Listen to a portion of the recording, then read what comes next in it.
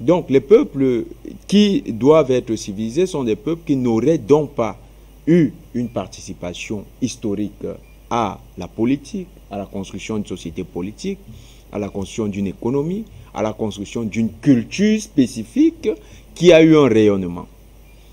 Le Mali était l'exemple flagrant avec la cité de Tombouctou que cet argument était un échafaud de mensonges, que la civilisation, le projet colonial reposait avant tout essentiellement sur des idées impérialistes et qu'il n'y avait donc qu'un tas d'élucubrations qui portaient ce projet sans fondement réel.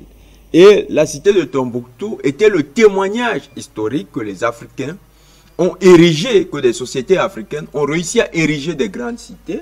Surtout qu'il faut comprendre que avant même qu'on entre dans le Moyen-Âge, Tombouctou était déjà un grand centre d'intérêt pour les sociétés musulmanes qui venaient là-bas pour recevoir l'éducation.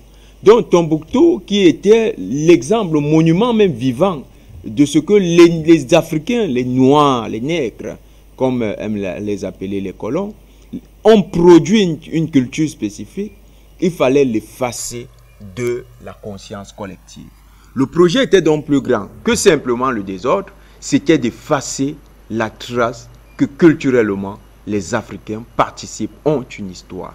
Et il fallait effacer aussi Tombouctou pour continuer à donner l'idée des Africains. Souvenons-nous, le discours le plus proche, à Dakar, 2008, Nicolas Sarkozy, s'exprimant devant un parterre d'Africains, disant que l'Afrique n'avait pas encore eu accès à l'histoire. Donc, il fallait corroborer cette thèse, qui est la thèse martelée. Mais cette thèse va aussi plus loin, parce que, vu simplement dans la culture, dans la perception du projet civilisationnel, on se dit, il est dépassé, ce projet, aujourd'hui, les sociétés contemporaines, il y a une mixité culturelle. Que non. Il y a une nouvelle culture qui s'est développée aux États-Unis qui s'appelle la cancel culture. C'est-à-dire une tradition d'éradication des cultures, socle social des autres sociétés. Et ce travail qui est fait, se fait de manière artificielle. Il y a la construction de nouvelles cultures basées sur ce qu'on appelle les LGBTQ, qui remet en question les valeurs traditionnelles des sociétés contemporaines, ou bien des sociétés dans lesquelles nous existons.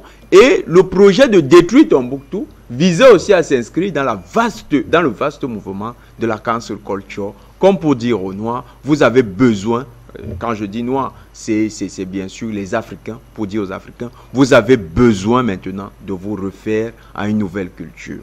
Il faut noter que pendant que nous parlons, aux États-Unis, il y a encore un autre projet qui est en cours, le projet d'eugénisme qui vise à stériliser les populations africaines des États-Unis. Ce projet a été dénoncé il y a quelques jours par la communauté qui se bat pour la défense des droits des Noirs aux États-Unis de manière virulente dans la Louisiane. Donc, quand vous prenez cet échiquier vaste, vous comprenez que le terrorisme n'était qu'un instrument dans la main d'un vaste projet. Ce n'étaient pas des acteurs indépendants. Pourquoi? Parce que Tombouctou a été bâti par des musulmans, a été bâti sous des dirigeants musulmans.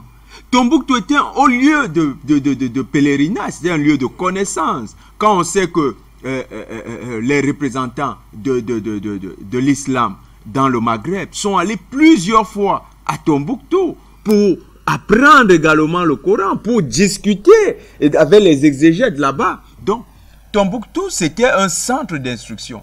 Et la cité de Tombouctou, c'était aussi une mémoire de l'islam. Quand des musulmans détruisent Tombouctou, au prétexte qu'il s'agit du djihadisme, un concept tout à fait galvaudé, parce que dépossédé de toute sa substance et érigé désormais en cadre opérationnel du terrorisme. Donc, nous appellerons cela simplement le terrorisme. Quand les terroristes s'engagent à détruire Tombouctou, ils ne détruisent donc pas simplement un élément culturel de la culture païenne malienne. Ils ne détruisent pas un élément qui représente l'aspiration des Maliens à une autre vision du monde que l'islam. Ils détruisent aussi un élément de la mémoire de l'islam. Ce n'est donc pas un acte gratuit. Ceux qui ont commandité cet acte, c'est bien sûr ceux qui sont tapis dans l'ombre. La France a participé de manière peut-être indirecte. Comment? Tout à l'heure, le président Dionnedo Yobi l'a présenté. Ils avaient les satellites.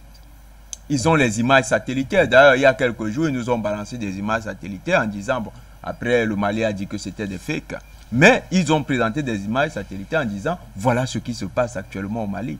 Ça veut dire qu'ils avaient des images qui pouvaient visionner en temps réel et localiser ceux qui voulaient perpétrer cela. Et la France encore avait les moyens d'arrêter cette colonne avant qu'elle ne commence son massacre. Parce que si elle avait constaté dès le départ dans quelle direction ces gens s'étaient déplacés et qu'elle avait suivi avec les données satellitaires, avec des appareils comme le Rafale, qui sont des chasseurs de dernière génération, la France pouvait très vite bombarder ces terroristes avant que ces derniers ne commettent l'irréparable. Le fait de les avoir laissés faire, c'est un silence complice.